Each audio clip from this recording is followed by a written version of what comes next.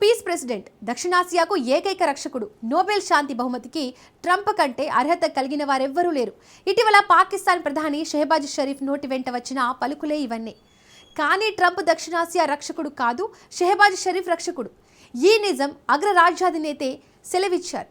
పాక్ ప్రధానికి ప్రాణాలకు తీవ్ర ముప్పు వాటిల్లిందని, అప్పుడు తాను కనుక జోక్యం చేసుకుని ఉండకపోయి ఉంటే షరీఫ్ ఖచ్చితంగా మరణించి ఉండేవారని ప్రకటించారు. ఆ ప్రకటనే గ్లోబల్ పాలిటిక్స్లో మోస్ట్ బర్నింగ్ ఇష్యూ అవుతోంది. ఎందుకంటే షరీఫ్ను అగ్రరాజ్యం అధ్యక్షుడు ఎవరి నుంచి కాపాడి ఉంటారో ప్రపంచం అంతటికీ తెలుసు. ఇంతకు ఆపరేషన్ సింధూర్ సమయంలో అసలేం జరిగింది? భారత్ నిజంగానే షరీఫ్కు స్పాట్ పెట్టిందా? భారత్ నుంచి తనను కాపాడమని డొనాల్డ్ ట్రంప్ను షరీఫ్ వేడుకున్నాడా? ట్రంప్ ప్రకటన వెనుక అసలు మతలబు ఏంటి? What's the story? ఆపరేషన్ సింధూర్లో పాక్ పీఎంకు భారత్ స్పాట్ పెట్టిందా? ఇండియా నుంచి కాపాడమని ట్రంప్ను షరీఫ్ వేడుకున్నాడా? తాను లేకపోతే షరీఫ్ మరణించేవాడని ట్రంప్ ఎందుకన్నాడు? You have truly proved to be a man of peace. And let me say, Mr. President, you are truly savior of South Asia. విన్నారుగా పాక్ ప్రధాని ఏమన్నాడు? డొనాల్డ్ ట్రంప్ దక్షిణాసియాకే రక్షకుడట. ఇటీవల వాషింగ్టన్ లో గాజా పీస్ బోర్డు సమావేశం జరిగింది. ఆ సమావేశంలోనే ట్రంప్ను ఆకాశానికి ఎత్తేశాడు. అగ్రరాజ్య అధ్యక్షుడే దక్షిణాసియాకు ఏకైక రక్షకుడు అంటూ హద్దు మీరాడు. రైట్ టైంలో సమర్థవంతమైన నిర్ణయాలతో ఇండియా పాకిస్తాన్ ఉద్రిక్తతల్ని అమెరికా అధ్యక్షుడు ఆపగలిగాడని, అందుకే కోట్లాది మందిని ఆయన కాపాడారని, చాలా దేశాలు శాంతి నెలకొల్పడానికి ట్రంప్ చాలా కృషి చేశారంటూ వీరభజన చేశాడు. నిజమేంటంటే ట్రంప్ దక్షిణాసియాకు రక్షకుడు కాదు, కేవలం షెహబాజ్ షరీఫ్ రక్షకుడు. భారత్ నుంచి ప్రాణాలతో బయటపడేసిన శక్తి. ఈ మాట స్వయంగా అమెరికా అధ్యక్షుడే చెప్పాడు. First 10 months I ended 8 wars, including Cambodia. Isn't it funny? And sick people. Cambodia and Thailand. Pakistan and India would have been a nuclear war. 35 million people said the Prime Minister of Pakistan would have died if it were not for my involvement. Kosovo and Serbia, Israel and Iran, Egypt and Ethiopia. అత్యంత కీలక state of the union ప్రసంగంలో scene ఇది. Trump ఎప్పట్లానే 8 యుద్ధాలను ఆపేశానగానే అక్కడే ఉన్న కొందరు ఈ reel ఎన్నిసార్లు repeat చేస్తావురా నాయనా అన్నట్టు నవ్వుకున్నారు. దీనిపై నేనేమైనా జోక్ చేస్తున్నానా అంటూ ట్రంప్ సీరియస్ అయ్యాడు. ఈ గ్యాప్ లో అమెరికా విదేశాంగ మంత్రి మార్కో రూబియో కూడా లోపల నుంచి తన్నుకొస్తున్న నవ్వును ఆపుకునే ప్రయత్నం చేశాడు. ట్రంప్ మాత్రం సెల్ఫ్ డబ్బా కొట్టుకోవడం ఆపలేదు. ఆ క్రమంలోనే ఎవరూ ఎక్స్పెక్ట్ చేయని ప్రకటన చేశాడు. పాకిస్తాన్ ప్రధాని షెహబాజ్ షరీఫ్ ప్రాణాలను తానే కాపాడాననేది ఆ సంచలన ప్రకటన. ఒకనొక దశలో షరీఫ్ ప్రాణాలకు తీవ్ర ముప్పు వాటిల్లిందని, ఒకవేళ తాను జోక్యం చేసుకోకపోయి ఉంటే అతడు ఖచ్చితంగా మరణించి ఉండేవాడని ట్రంప్ పేర్కొన్నాడు. Pakistan and India would have been a nuclear war. 35 million people said the Prime Minister of Pakistan would have died if it were not for my involvement. నేను గనక లేకపోతే పాక్ ప్రధాని షెహబాజ్ షరీఫ్ పోయేవారని 35 మిలియన్ల మంది చెప్పారు అని అర్థం వచ్చేలా చెప్పాడు.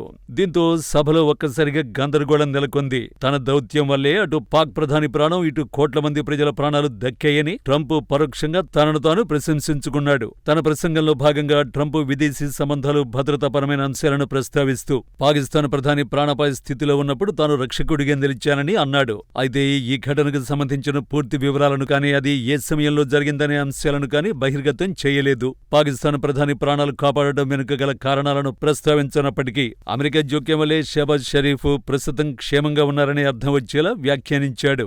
గతంలోనూ పాకిస్తాన్ పట్ల భిన్నమైన వైఖరిని ప్రదర్శించిన ట్రంప్ ఇప్పుడు నేరుగా ఆ దేశ ప్రధాని ప్రాణాలను కాపాడానని ప్రకటించడం ద్వారా తన ప్రాధాన్యతను చాటుకున్నాడు. ట్రంప్ చేసిన ఈ వ్యాఖ్యలు అటు పాకిస్తాన్ రాజకీయ వర్గాల్లోనూ, ఇటు అంతర్జాతీయ దౌత్య వర్గాల్లోనూ పెను ప్రకంపనలు సృష్టిస్తున్నాయి. కానీ ఈ ప్రకటన వెనుక అసలు నిజం ఏంటి? ఇందులో 2 విషయాలున్నాయి. ఒకటి, ట్రంప్ మాటల్లో తడబాటు. ట్రంప్ లేకపోతే 35 మిలియన్ల మంది చనిపోయేవారని షరీఫ్ ఇంతకు ముందు కూడా ట్రంప్ భజనలో భాగంగా పొగడ్తలు కురిపించాడు. అదే మాటను రిపీట్ చేసే ప్రయత్నంలో తాను లేకపోతే పాక్ ప్రధాని చనిపోయేవాడని 35 మిలియన్ల మంది చెప్పారని టంగ్ స్లిప్ అయి ఉండొచ్చు. ఇక మరో కీలక విషయం, ఆపరేషన్ సింధూర్ సమయంలో భారత్ డామినేషన్. సింధూర్ సమయంలో భారత బలగాలు ఏ రేంజ్లో ఉగ్రదేశంపై విరుచుకుపడ్డాయో ఇటీవలే ఓ యుద్ధ విశ్లేషకుడు వివరించాడు. 4 రోజుల యుద్ధంలో భారత్ తిరుగులేని విజయం సాధించిందని, అందులో ఎలాంటి అనుమానం అవసరం లేదంటూ సింధూర్ను విమర్శించే వారికి క్లారిటీ ఇచ్చాడు. Indian army, air force generals చీకట్లో రాళ్లు విసిరినట్టుగా బ్రహ్మోస్ మిస్సైల్ ప్రయోగించలేదు. ప్రతి మిస్సైల్ ను ఒక నిర్దిష్టమైన లక్ష్యంతోనే ప్రయోగించారు. పాకిస్తాన్ తన అణ్వాయుధాలను దాచుకున్న బంకర్ల ఎంట్రీ, ఎగ్జిట్ పాయింట్లను బ్రహ్మోస్ క్షిపణులతో బద్దలు కొట్టారు. భారత్పై దాడికి ఉద్దేశించిన పాకిస్తాన్ ఎయిర్ బేస్లను ధ్వంసం చేశారు. దాంతో పాకిస్తాన్ ప్రతిదాడి సామర్థ్యం పూర్తిగా నిర్వీర్యమైంది. భారత్ తిరుగులేని విజయాన్ని సొంతం చేసుకుంది. అందుకే ట్రంప్ హడావిడిగా ఎంటర్ అయ్యాడు. పాకిస్తాన్ను రక్షించే పనికి పూనుకున్నాడు.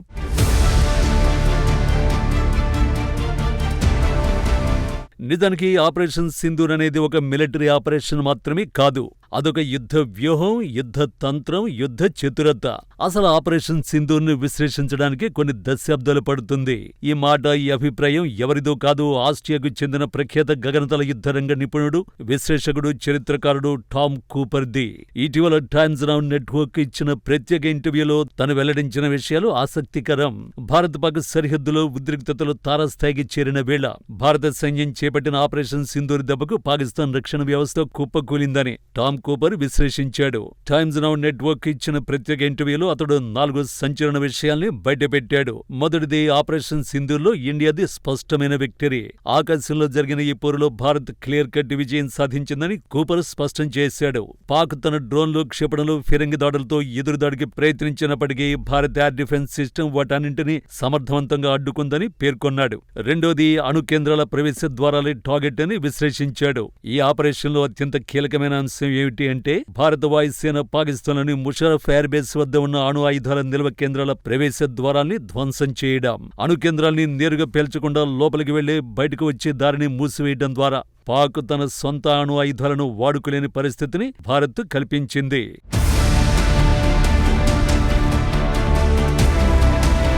టామ్ కూపర్ మాటలో చెప్పాలంటే, శత్రువు అణు కేంద్రాలని టార్గెట్ చేస్తున్నారంటే ఎదురుదడి ఉండదని భారత్ ఎంతటి ఆత్మవిశ్వాసంతో ఉందో అర్థం చేసుకోవచ్చు.